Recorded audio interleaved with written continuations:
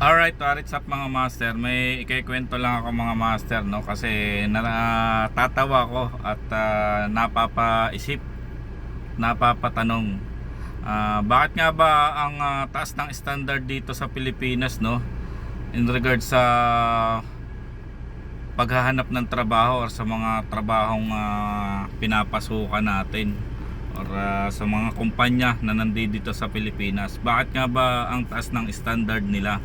Pero yung sweldo ay sobrang hindi naman angkop or hindi naman fair sa hinahanap nilang standard.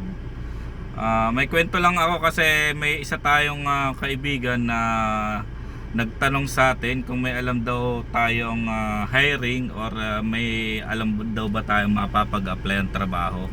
So ako naman kasi sa trabaho marami tayong contact na pwedeng pagtanungan at sa mga GC na kung saan ako nandoon ay maraming trabaho na nakikita ko nagpo-post sa GC. So sinabihan ko yung nagtanong sa akin na marami. Tapos inalam ko kung anong qualification niya. Tapos ayun, bilang suporta doon sa kaibigan natin ay ipinagtanong-tanong ko siya. At doon na nga ako natawa sa mga naging conversation namin ng mga kumpanya na naghahanap ng empleyado, ano. So una, kasi yung kaibigan natin ay may tinapos talaga na 4 years graduate siya. Then yung mga kumpanya na napagtanungan ko ay yun yung hanap nila.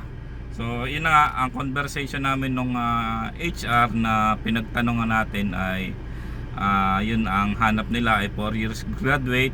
Then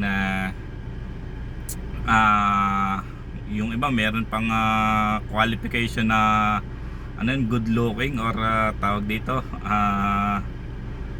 pleasing personality. Which is kumbaga para electronics company pero sa opisina. Doon ako natatawa na isang qualification na hinahanap nila. Then ayun nga, willing to sa pressure na pressure na trabaho. Then kung makakapag-adjust na yung willing mag-OT na shifting or ayun nga, magre-render ng OT pag kinakailangan ay kung willing daw. Then yun na nga, nung sinabi kong oo, willing naman at naman siya, na-meet naman niya yung hinahanap na criteria ng kaibigan ko, no, ng tropa natin. Then syempre bilang hindi may iwasan na dito na ako natawa do sa nagtanong na ako magkano ang starting offer. At ayun, doon ako napapatawa at napapatanong bakit ang taas ng standard ng mga kumpanya na pinagtanungan ko. Then yung offer naman ay wala, kumbaga hindi fair doon sa hinahanap nilang qualification na which is parang minimum lang.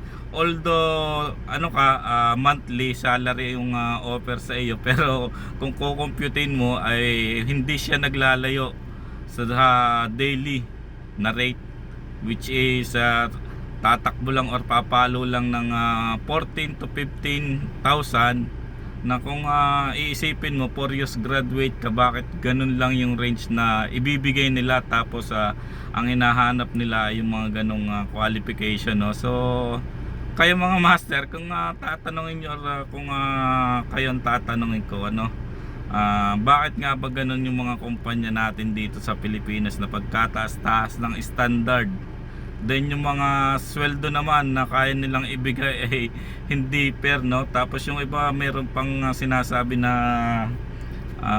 working experience pa, no? So ako kasi bilang kumbaga may working experience ako, pwede ko na kasing i-bid yung aking salary, kumbaga yung ganong scenario, no? Pero sa kanila, kahit sinabi nilang sa qualification na hinahanap nila ay with working experience 2 to 5 years, tapos sasabihin nila ganun lang yung kaya nilang i-offer na sweldo. Di ba nakakatawa mga master? Nakakatawa na nakakapag-isip, bakit nga ba? Yun lang, naikwento ko lang mga master kasi ayun, hanggang ngayon kasi hindi ko lubos maisip na mas maganda pa nga siguro magnegosyo kaysa mag-apply ng trabaho. Yun lang.